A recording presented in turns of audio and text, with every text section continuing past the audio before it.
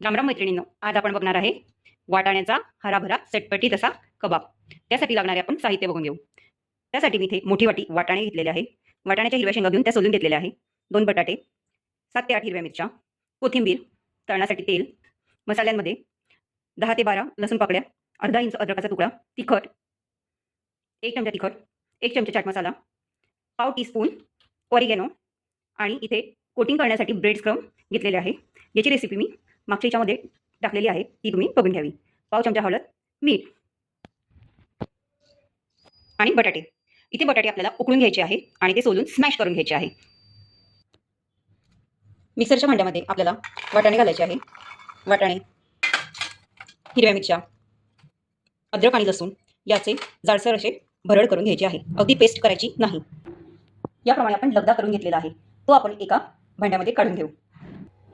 मी इथे 2 बटाटे उकडून घेतलेले आहे आणि ते सोलून घेतलेले आहे. ते आता आपण खिसणीवर यामध्ये खिसून घेऊ.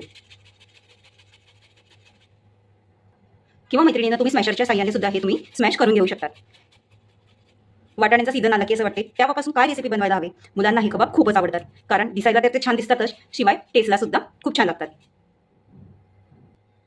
हे मिश्रण मी व्यवस्थित एकत्र केलेले आहे. आपण आता कढईमध्ये तेल घालून हे आपण व्यवस्थित परतवून घेऊ, म्हणजे त्यातील कचवटपणा निघून जाईल.